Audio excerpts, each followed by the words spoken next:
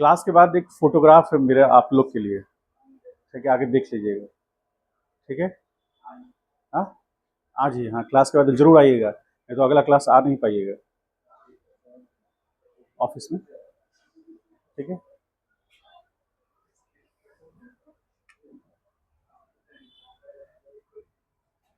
क्या हुआ?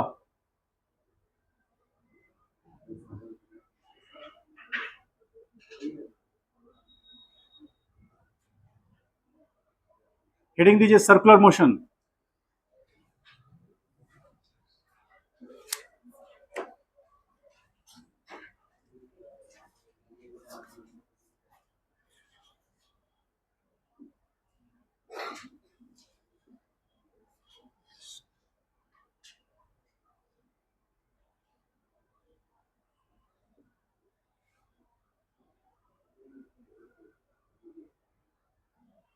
Circular motion.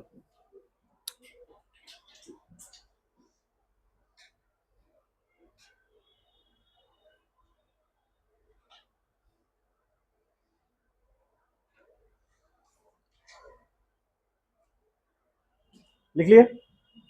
चलिए, हमको एक चीज बताइए, इससे पहले लॉज ऑफ मोशन समाप्त हुआ। ठीक है, क्वेश्चंस और बनाने हैं आपको, कल हम लोग और डिस्कस करेंगे। सर्कुलर मोशन से पहले हम लोग को ये समझना है कि अभी तक जो आप लोग पढ़ाई किए उसमें कितने टाइप के मोशन देखे आप, कितने टाइप्स के मोशन देखे? Straight line motion, motion in plane या टू डायमेंशनल मोशन, और projectile motion is example of two dimensional motion.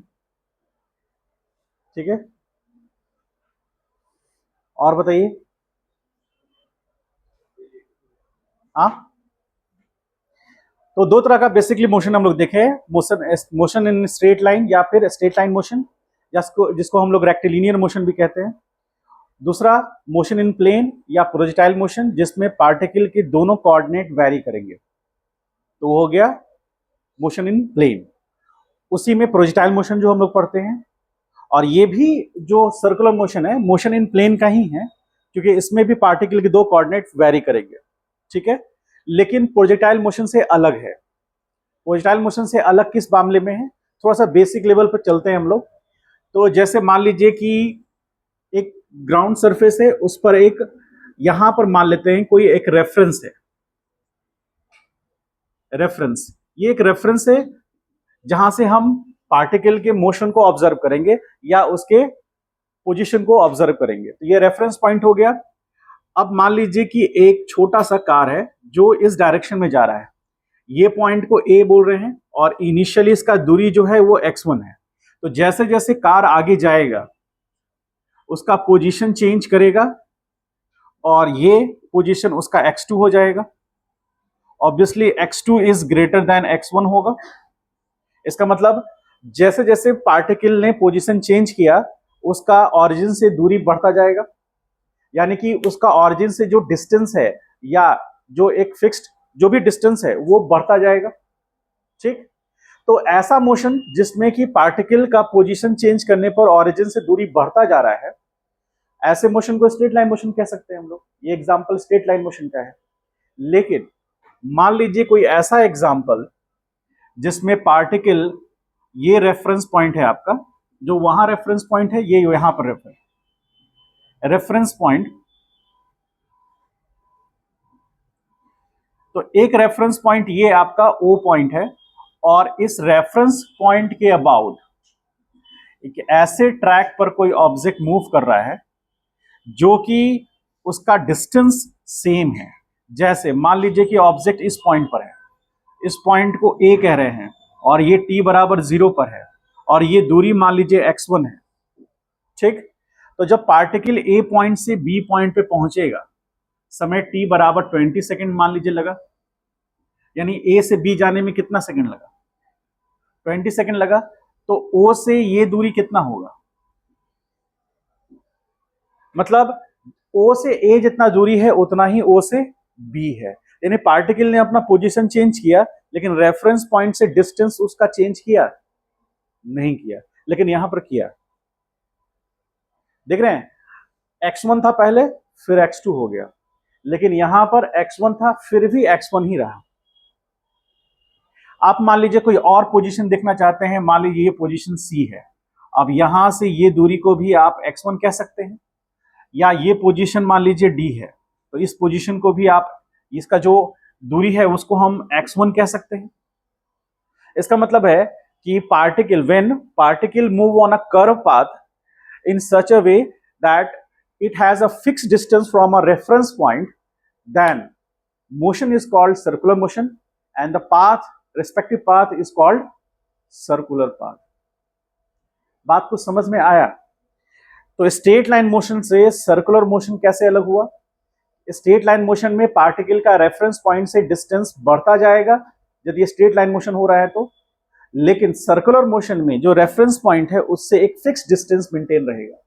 Displacement बदलेगा क्योंकि डिस्प्लेसमेंट डायरेक्शन पे भी डिपेंड करता है, लेकिन डिस्टेंस वही रहेगा। ये लेंथ O से A जितना है उतना ही O से B होगा, उतना ही O से C और उतना ही O से D होगा, क्योंकि बेसिकली एक सर्कल का प्रॉपर्टी क्या है कि उसका रेडियस हमेशा फिक्स होता है। तो O से A के लिए x1 रेडियस है, O से B के लिए भी x1 क्या है? रेडियस है, जो चेंज नहीं करेगा। अब इसके अंदर की बहुत सारे प्रॉपर्टीज को हम लोग पढ़ेंगे।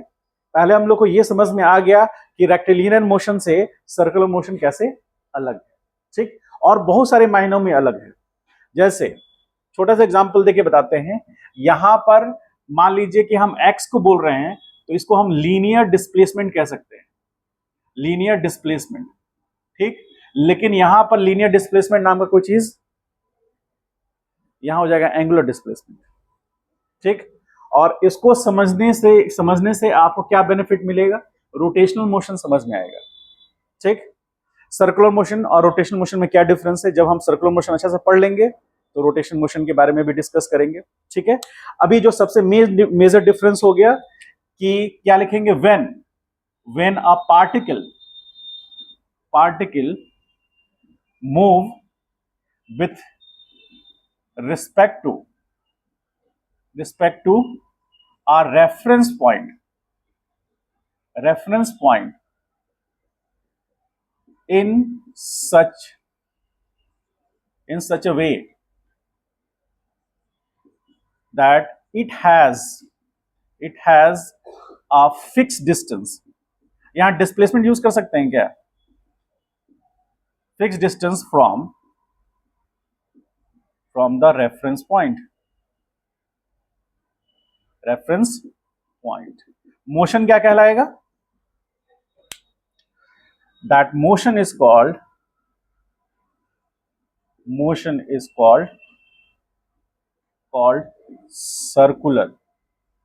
circular motion, and the corresponding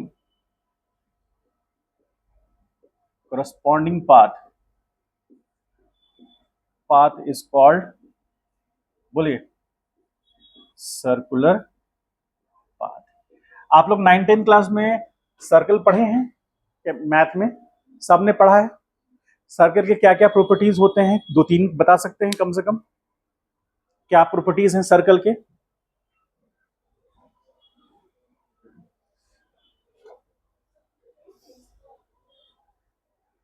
एक प्रॉपर्टीज जो यहां पे भी यूज होगा आगे जाकर, वो एक प्रॉपर्टी ये है कि सर्कल पर ड्रॉ किया टेंजेंट किसी पॉइंट पर, सर्कल के किसी पॉइंट पर ड्रॉ किया गया टेंजेंट, उस पॉइंट पर जो टेंजेंट ड्रॉ किया गया है वो उसके रेडियस से परपेंडिकुलर होता है, ठीक है। ये आगे यूज आएगा, इसको हम लोग यूज करेंगे, तो वो सारी चीजें हम लोग रिपीट करेंगे फिर से, ठीक है। अभी जो हमारा अंडरस्टैंडिंग होना चाहिए कि पार्टिकल सर्कुलर मोशन में कब होगा? जब एक रेफरेंस पॉइंट से उसका फिक्स डिस्टेंस होगा, जो पार्टिकल के पोजीशन चेंज करने से वो डिस्टेंस चेंज नहीं करेगा। ऐसे मोशन को सर्कुलर मोशन कहेंगे, ठीक है। इसको जस्ट राइट डाउन कीजिए, उसको लेकर और इसको लेकर, थोड़ा हम बेहतर सर्कल बनाएं।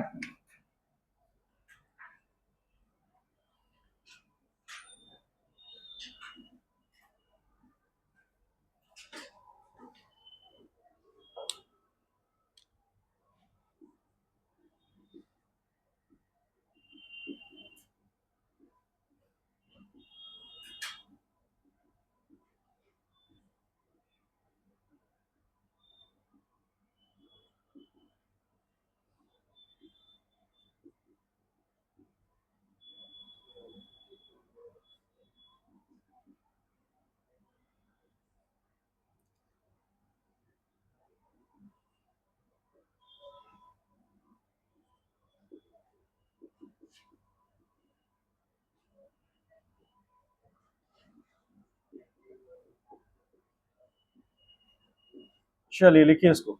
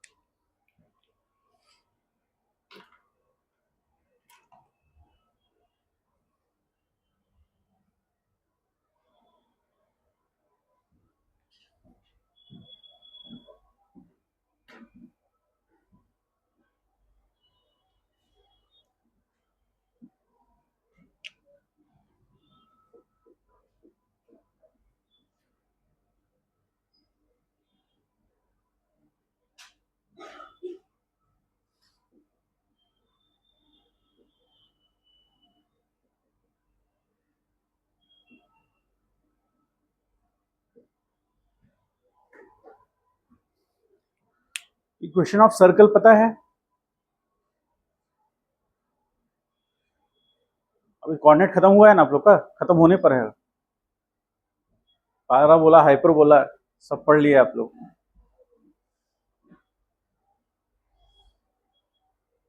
उत्कर्ष, equation of circle.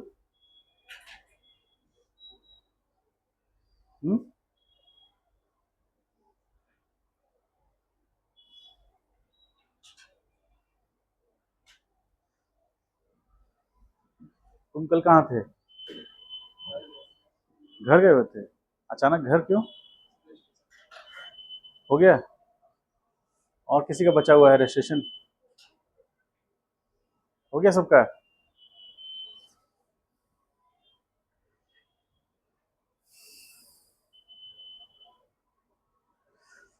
Circular motion थोड़ा सा आपको सोचने का तरीका बदलेगा, क्योंकि इसमें पार्टिकल का मोशन थोड़ा अलग होता है। आप लोग 9-10 क्लास में पढ़ चुके होंगे, थीटा बराबर आर्क अपॉन रेडियस, पढ़े हैं ऐसा कुछ? हाँ, आज थोड़ा सा उसको रिलेट करके देखेंगे कैसे हुआ थीटा बराबर आर्क अपॉन रेडियस। हाँ, क्या बोलो?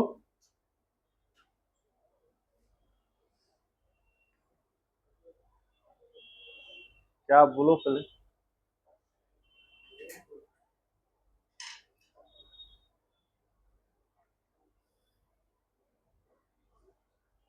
मजा आएगा बहुत पढ़ने में, अच्छा टॉपिक है।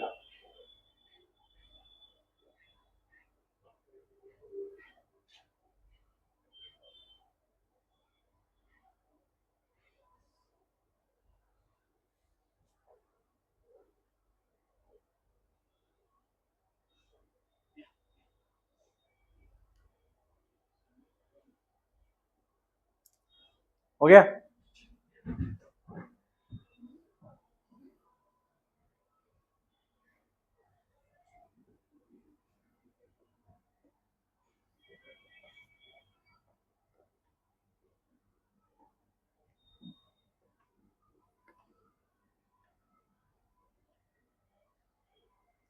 आगे बढ़े।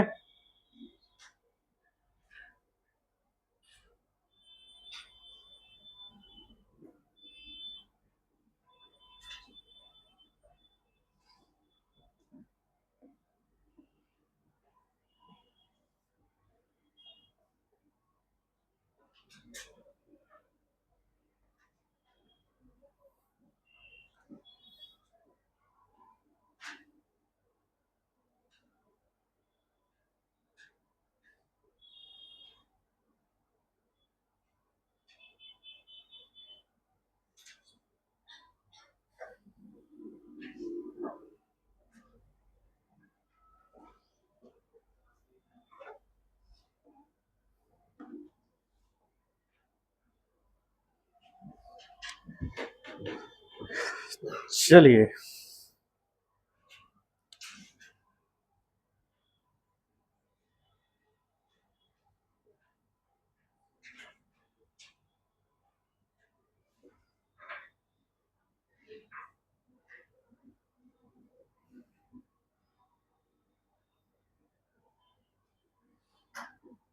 एंगुलर डिस्प्लेसमेंट है ही नहीं दीजिए। एंगुलर डिस्प्लेसमेंट, वहां लीनियर डिस्प्लेसमेंट था, यहाँ एंगुलर डिस्प्लेसमेंट, वहां पर लीनियर वेलोसिटी था, यहाँ एंगुलर वेलोसिटी, वहां पर लीनियर स्पीड था, यहाँ एंगुलर स्पीड, वहां लीनियर एक्सेलरेशन था, यहाँ वहां लीनियर फोर्स था, यहाँ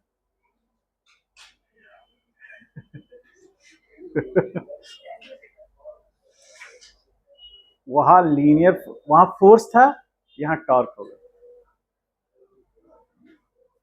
वहां इनर्शिया था, यहाँ मोमेंट ऑफ इनर्शिया होगा।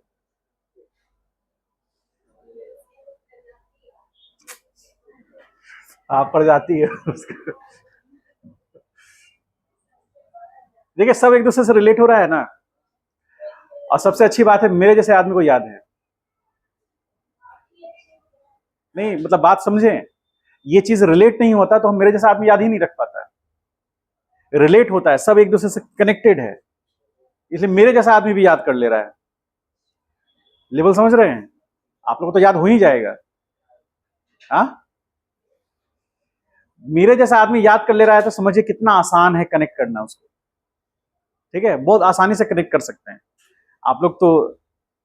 क्या 20 सेंचुरीज के बाद के लोग हैं, तो आप लोग को तो और माइंड काफी शार्प है, बस उसको यूज करना है। क्या क्या शार्प है, शार्प। आइए देखते हैं, चलिए, बहुत अच्छे से समझ में आएगा, दिक्कत नहीं आएगी। बस जो पढ़ा है उसको थोड़ा सा याद करिएगा और कुछ नहीं। सेंटर पॉइंट, अब सिर्फ सर्कल बनेगा। सेंटर पॉइंट को ओ ले, अब यहां पर देखो, बात नहीं करो, बता रहे हैं, फोकस कीजिए यहां पर।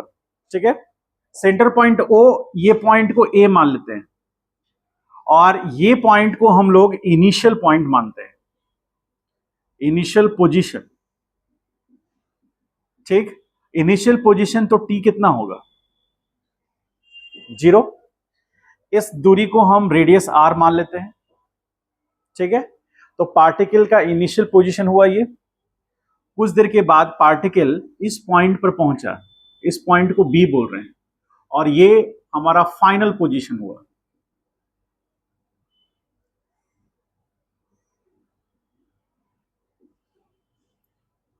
फाइनल पोजीशन, तो फाइनल पोजीशन पे पहुंचा टी बराबर टी टाइम, और वो टाइम को हम मान लेते हैं 10 सेकेंड, 20 सेकेंड, कुछ भी मान सकते हैं।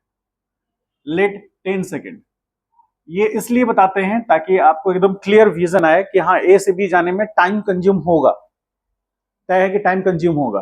और टी टाइम जो है पार्टिकल का पोजीशन चेंज होने में लीनियर मोशन में भी होता है, एंगुलर मोशन में भी होता है, तो टी तो टाइम तो कंज्यूम होगा ही होगा। यानी ए पॉइंट से बी पॉइंट जाने में पार्टिकल को टाइम कितना लगा? 10 सेकेंड। और ये इस पाथ को फॉलो किया, और ये पाथ कैसा पाथ है? कर्व्ड पाथ है। ठीक, और जहां ही कर्व पाथ आ गया वहां पर हम लोग स्ट्रेट लाइन मोशन नहीं, स्ट्रेट लाइन मोशन का कॉन्सेप्ट ही नहीं लगेगा उसमें। ठीक, पार्टिकल ए पॉइंट से बी पॉइंट पे गया तो उसने सेंटर पे कितना एंगल बनाया? थीटा। ठीक है, तो हम कहेंगे the angular displacement is the angle made by the particle to change its position on curve path. तो displacement is the angle made by the particle at its particle at its center, ठीक, to change its position of curve path। इसका मतलब ये हो गया कि particle जब position change करेगा तो जो कर्व पाथ का सेंटर होगा उस पर जो एंगल बनेगा उस एंगल को हम लोग क्या बोलेंगे, एंगुलर डिस्प्लेसमेंट, जिसको हम लोग किससे दिखा रहे हैं, थीटा से। तो थीटा क्या हो गया, एंगुलर डिस्प्लेसमेंट, ठीक। ये हम इसको बोलते हैं आर्क, तो एस को हम डिनोट करते हैं आर्क से, ठीक। अब आपको एक चीज ये समझना है कि आर्क, एक हम लोग बहुत छोटा सा फॉर्मूला पढ़ते हैं कि theta is equal to arc upon radius, पढ़ा है ना हम लोग ने।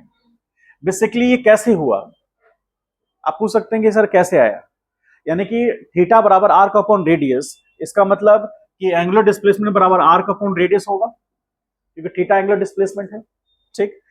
अब मान लीजिए थोड़ा देर के लिए एक थोड़ा सा कंस्ट्रक्शन करते हैं, इसी में ध्यान से समझिएगा। अब बी पॉइंट से हम एक परपेंडिकुलर लाइन ड्रॉ कर दे जो कि इस पॉइंट को एम पॉइंट पर, सपोज ब्लू कलर से जो मैंने ड्रॉ किया है वो एक इमेजिनरी लाइन है, ड्रॉप किया वहां से परपेंडिकुलरली, तो ओ ए को परपेंडिकुलरली कट कर रहा है एम पॉइंट पर, ठीक है, क्लियर है। तो ये एक ट्रायंगल बन रहा है। अब हम क्या करें, मान लीजिए सपोज करें कि बी को हम ए की तरफ शिफ्ट करें, बी को ए की तरफ शिफ्ट करेंगे, तो जो एम पॉइंट है वो किधर शिफ्ट होगा, ए की तरफ शिफ्ट होगा। तो जैसे बी आगे बढ़ता जाएगा तो एम आगे इस तरफ शिफ्ट होता जाएगा, ठीक, तो एंगल छोटा होता जाएगा।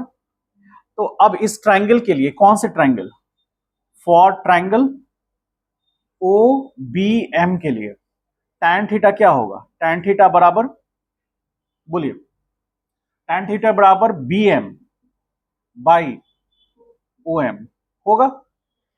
अब ध्यान समझिए, as B tends to A, M will tends to A, theta will tends to zero, होगा ऐसा। तो जब ये चीजें होंगी तो एक ऐसा समय आएगा जो वो बी पॉइंट यहां आ जाएगा, ठीक, बी पॉइंट यहां आ जाएगा। तो उस केस में कुछ इस तरह का दिखेगा आपको।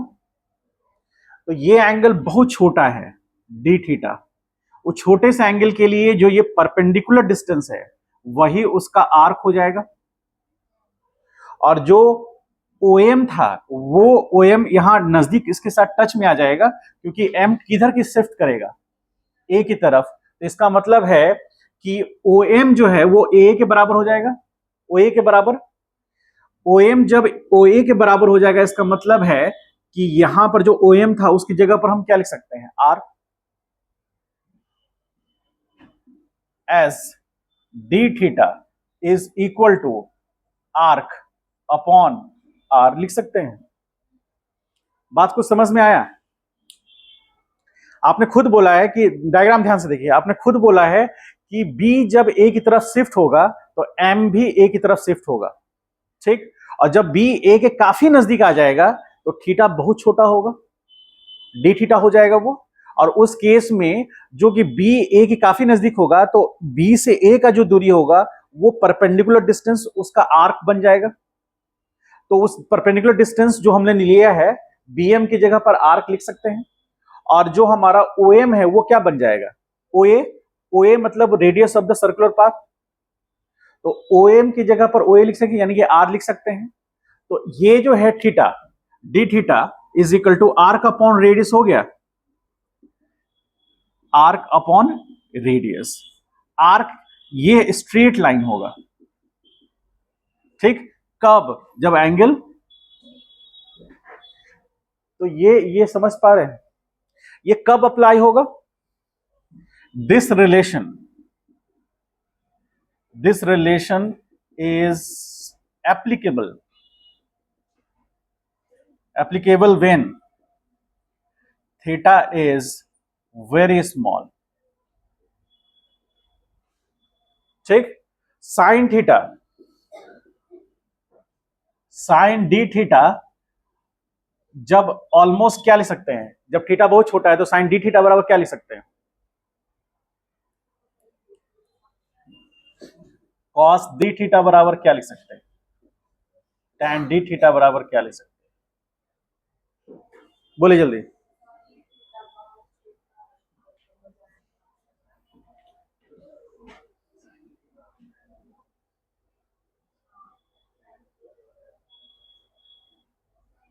बोलो क्या, क्या जीरो किसकी बात, साइन डी थीटा और cos D theta.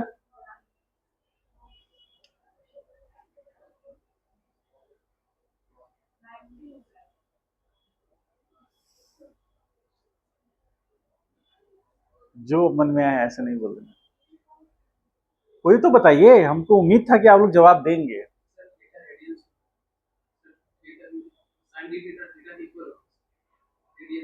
Sine D theta, यहाँ थीटा थीटा होगा या डी थीटा होगा, ऐसा नहीं लिख सकते हैं, होगा कि नहीं होगा। ये पढ़े नहीं है आप लोग, नहीं पढ़े हैं तो आज समझ लीजिए, नहीं पढ़े तो कोई बात नहीं, अभी एग्जाम दूर है आपका, अभी समय है समझने का, ठीक है। ट्वेल्थ वालों को तो बोल दिए हैं कि कुछ नहीं हो सकता आपका, समय निकल गया। अब दुर्गा पूजा के बाद, छठ पूजा के बाद उन लोग की व्यवस्था टाइट हो जाएगी थोड़ी, आप लोग के पास समय है अभी, प्लस पॉइंट है। साइन डी थीटा, जब थीटा बहुत छोटा होगा तो आप ये देखने की कोशिश कीजिए कि ये परपेंडिकुलर डिस्टेंस काफी छोटा हो गया, तो वो नजदीक टू जीरो आ जाएगा, क्योंकि साइन जीरो का वैल्यू क्या होता है, जीरो, लेकिन जीरो तो है नहीं वहां, इसलिए ऑलमोस्ट जीरो के लगभग आ जाएगा, तो डी थीटा हो जाएगा। कॉस जीरो के लगभग में आएगा तो क्या होगा, ठीक। और tan डी थीटा, चूंकि ये साइन और कॉस से बना है, तो डी थीटा बाई 1 करेंगे तो क्या मिलेगा, ये कब होगा, जब एंगल बहुत छोटा होगा। नहीं समझे, समझ पाए कुछ, जब एंगल बहुत छोटा होगा उस केस में sine D theta almost equal to D theta होगा, cos D theta almost equal to 1 होगा, क्योंकि कॉस जीरो के नजदीक का वैल्यू जीरो, कॉस जीरो कितना होता है 1, उसके मतलब उसके नजदीक है वैल्यू, इसलिए वो ले रहे हैं।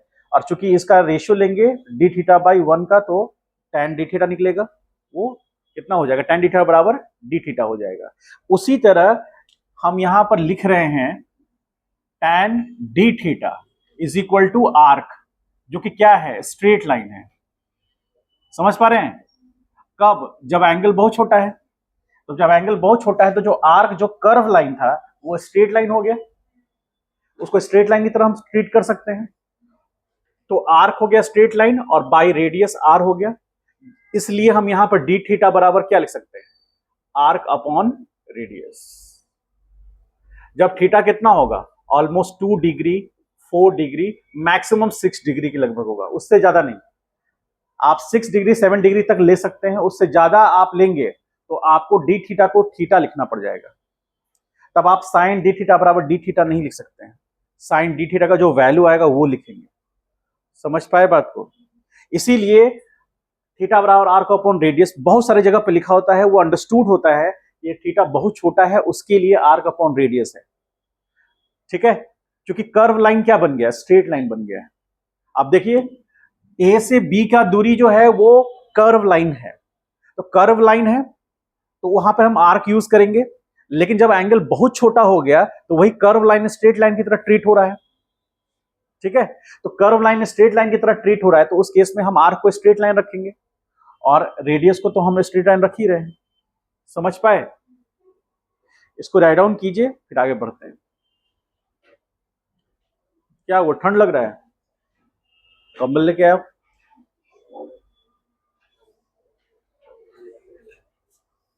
दोनों एसी ऑन हो गया क्या, दोनों क्यों ऑन कर दिए, तो वो गर्मी लगा तो वहां बैठ जाओ। अच्छा छोड़ो, तो आपस में शीत युद्ध जो चल रहा है ना उसको शांत करिए, cold war between two poles. बताइए, मुझे भी पता हो गया।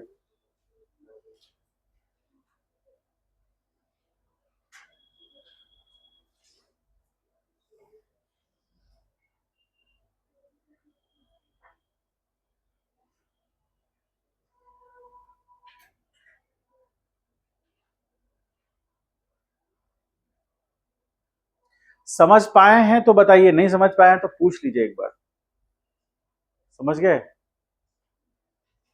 क्योंकि पूछते हैं नहीं, टेस्ट में मार्क्स अच्छा आता है नहीं, तो इसका मतलब समझ में नहीं आ रहा है। हम्म?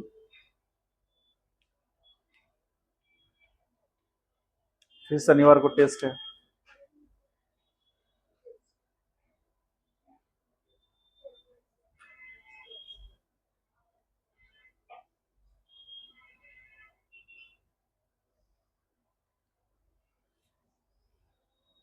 अदिति कहाँ है? क्यों?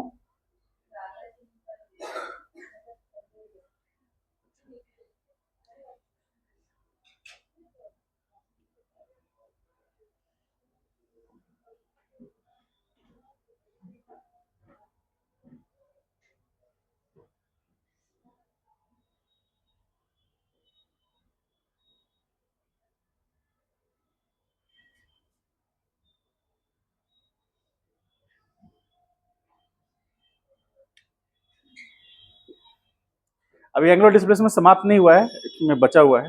ये सब तो बेसिक चीज थे जो आपको 19 में पढ़ना था।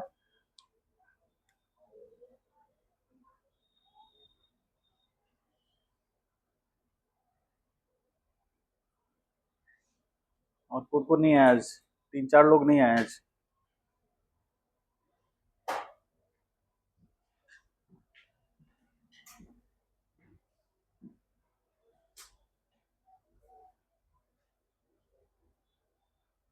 जल्दी फास्ट कीजिए, अभी आज क्लास मेरा 1 ही घंटे का है।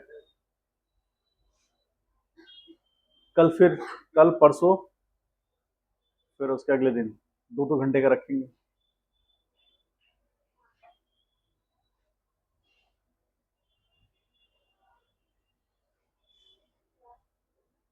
हम्म?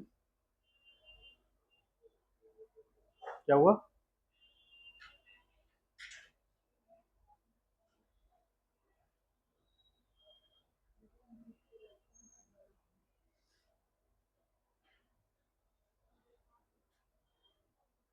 हो गया? इतना टाइम लग रहा है? ऐसा क्या पढ़ा दीजिए, इतना टाइम लग रहा है छापने में?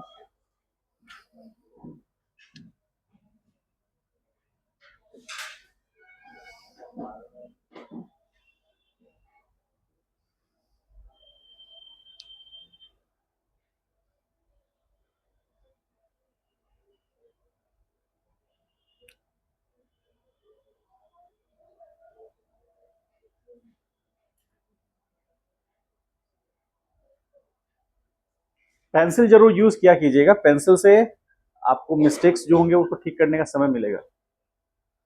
पेंसिल वर्क होना चाहिए।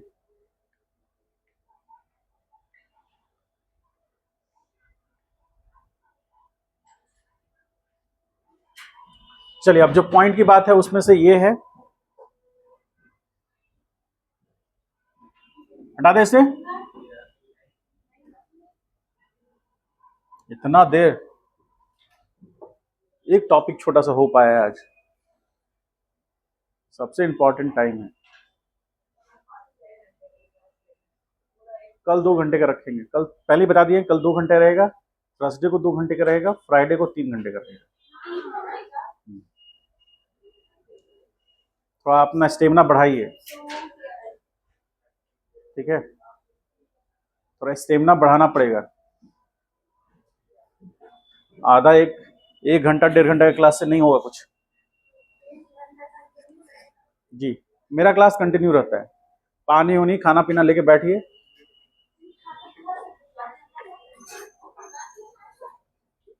बस हम डिस्टर्ब ना हो। मास्टर जब छाप रहा हो तो उधर लिख खा लीजिए।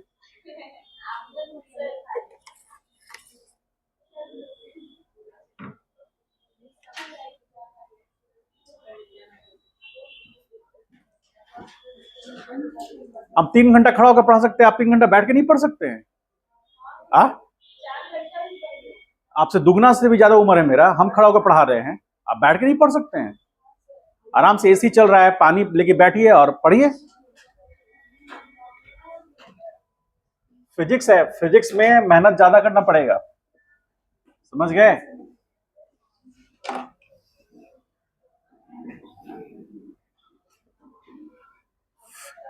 फिजिक्स में केमिस्ट्री भी इनबिल्ट होता है और मैथमेटिक्स भी। फिजिक्स एक ऐसा सब्जेक्ट है जिसमें केमिस्ट्री का भी नॉलेज होना चाहिए और मैथमेटिक्स तो है ही, ठीक है, समझ गए? 12th में आप आएंगे ना तो उसमें केमिकल अप्रोच जो है बहुत बढ़ जाएगा। जैसे कल हम लोग पढ़ा रहे थे पारामैग्नेटिज्म, अलग टाइप का मटेरियल है। उसके बाद फेरोमैग्नेटिज्म, अलग टाइप का उसका मटेरियल, उसका बिहेवियर अलग अलग है।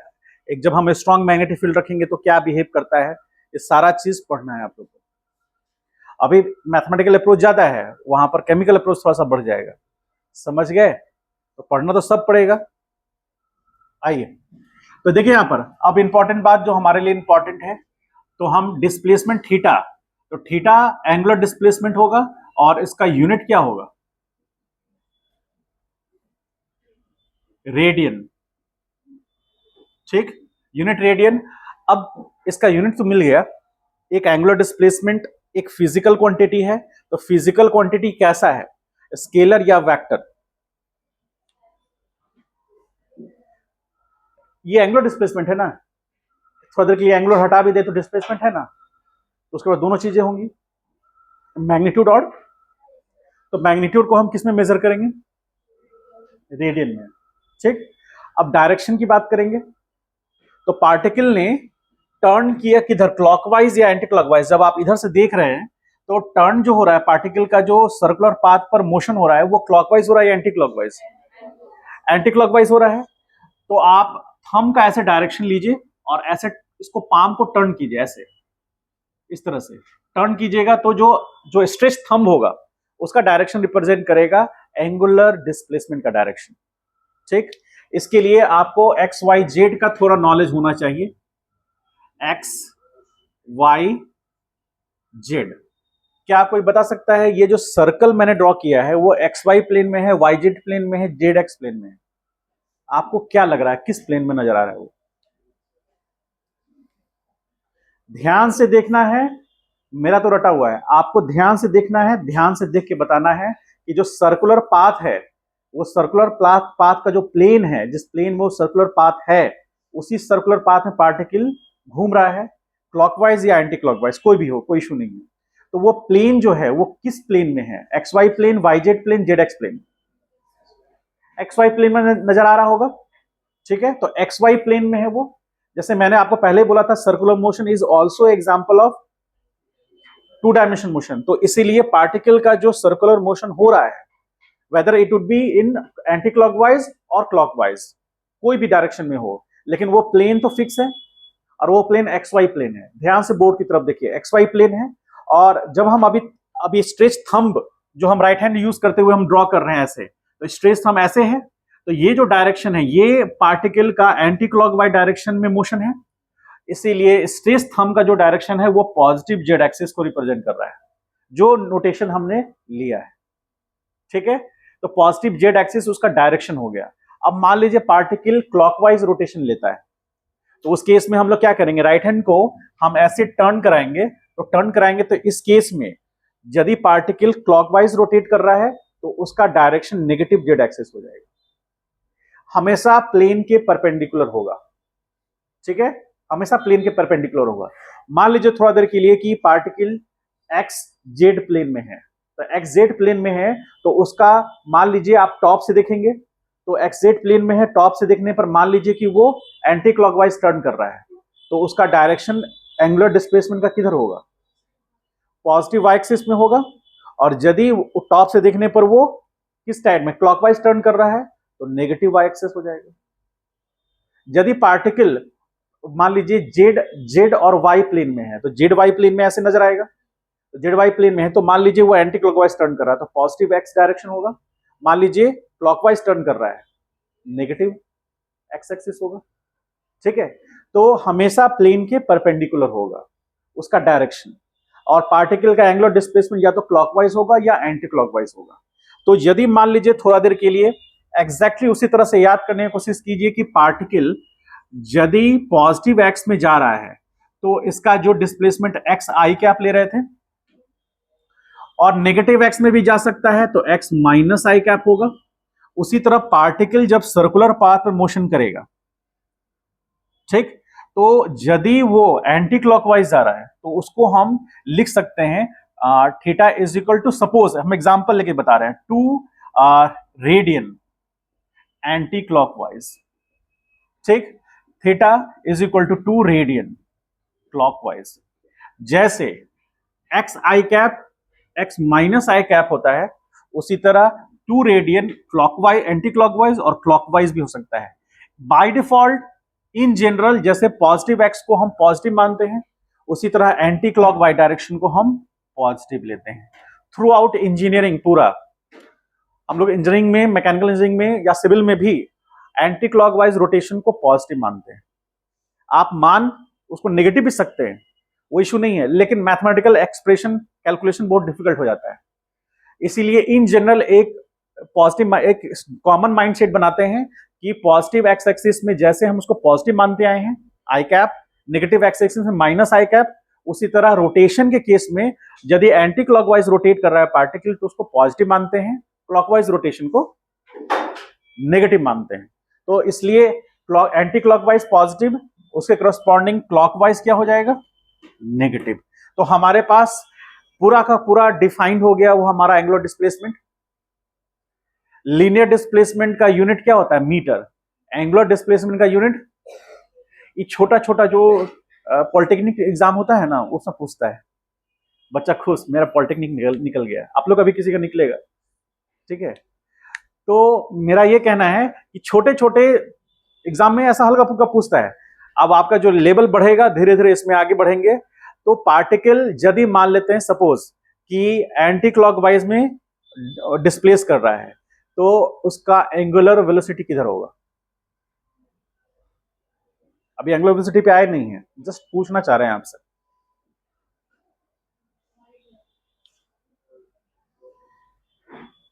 डिस्प्लेसमेंट पार्टिकल इधर वी आई कैप, उससे रिलेट करने की कोशिश कीजिए। जिधर पार्टिकल का एंगुलर डिस्प्लेसमेंट है उसका वेलोसिटी भी उधर ही होगा, समझ गए। इसलिए पार्टिकल का एंगुलर वेलोसिटी जब डिफाइन करेंगे तो भी वो या तो एंटी क्लॉकवाइज या क्लॉकवाइज होगा, ठीक है। तो हमको दो चीज पता करना था। पहला कि यदि पार्टिकल का एंगुलर डिस्प्लेसमेंट है तो उसके पास एक होगा रेडियन जो उसका यूनिट बताएगा, मैग्नीट्यूड और डायरेक्शन, क्योंकि एंगुलर डिस्प्लेसमेंट एक वेक्टर क्वांटिटी है। लेकिन सारे समय पर वो वेक्टर नहीं होता है। वेक्टर कब होगा, जब उसका एंगल छोटा होगा, मतलब छोटा सा डिस्प्लेसमेंट कवर करेगा। जैसे एक होता है एवरेज वेलोसिटी और एक होता है इंस्टेंटेनियस वेलोसिटी, उसी तरह एवरेज एंगुलर वेलोसिटी भी होता है, इंस्टेंटेनियस एंगुलर वेलोसिटी भी होता है। समझ पाए। तो वहां पे नहीं जाना, आपको यह समझना है कि इसका डायरेक्शन और मैग्नीट्यूड दोनों चीज निकल गया। और यदि ये पार्टिकल इस डायरेक्शन में जा रहा है तो ये उसका डायरेक्शन हो गया। पार्टिकल यदि मान लेते हैं अगले केस में,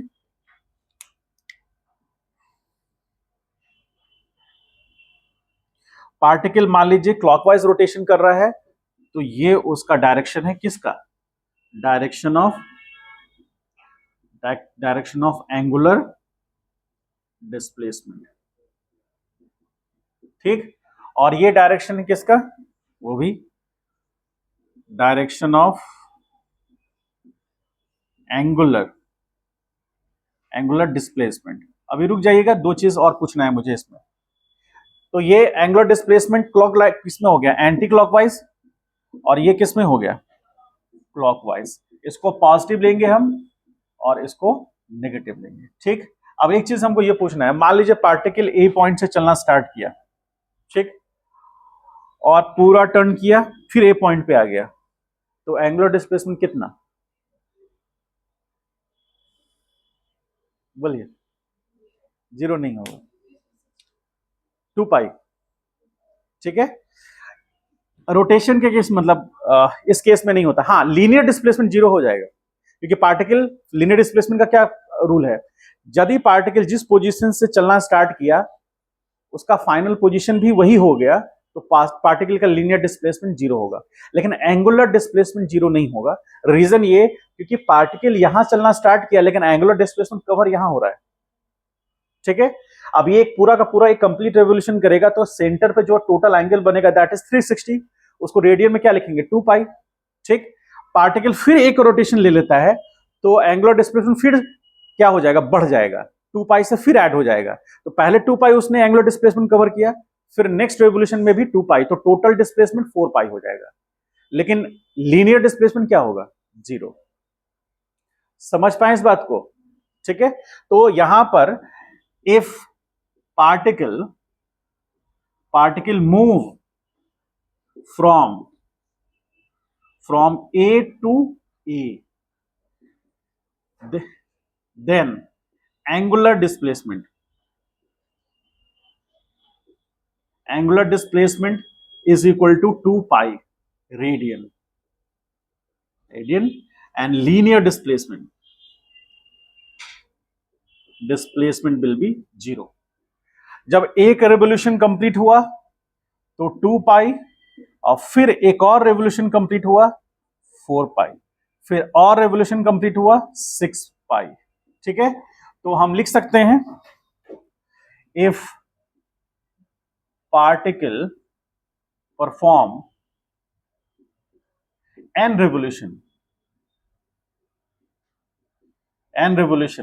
then angular displacement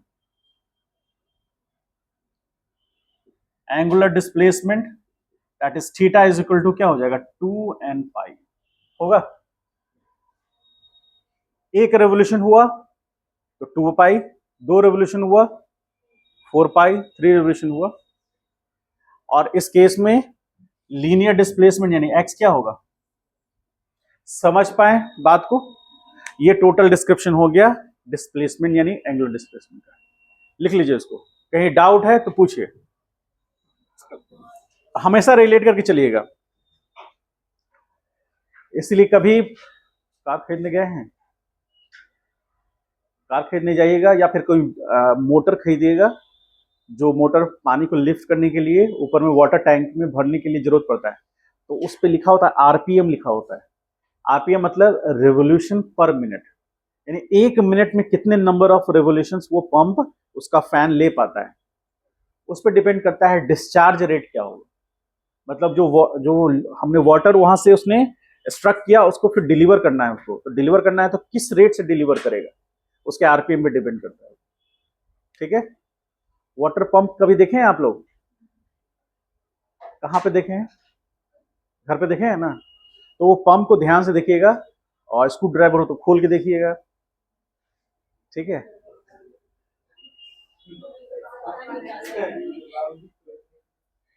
तो उसमें ना साफ्ट होता है, साफ्ट पर फैन लगा होता है, वो फैन से कुछ नहीं, वो ये बताता है रोटेट करने का बताता है और कुछ नहीं।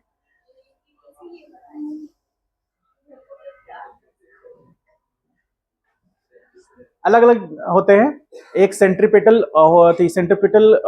एक्चुअली इंटर करेगा, सेंट्रीफ्यूगल पंप उसको रिलीज करेगा, मतलब एक्चुअली इंटर करेगा, सेंट्रीफ्यूगली उसको रिलीज करेगा, हाई जेट पंप बोलते हैं उसको। समझ गए? इंजीनियरिंग करने का एक फायदा तो है, मेरे घर में पंप खराब होता है तो हमको किसी को बुलाना नहीं पड़ता है।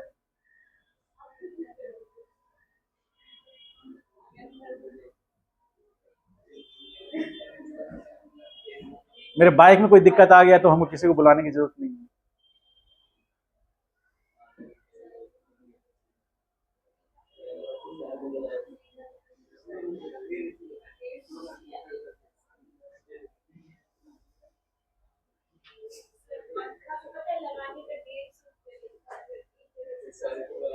हम 75 रुपया में कर देंगे।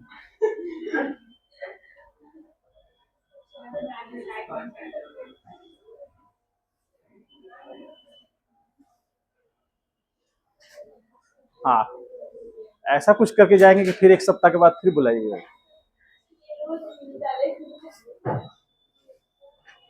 चलिए,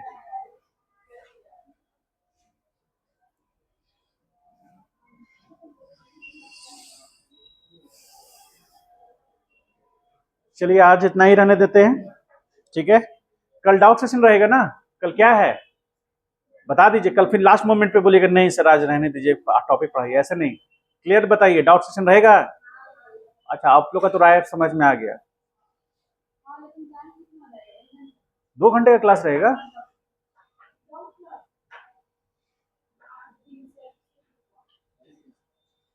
तुम्हारा हम लोग को तो जो करा दीजिए, सब में खुश रहेंगे। उत्कर्ष पांडे, डाउट पूछोगे ना?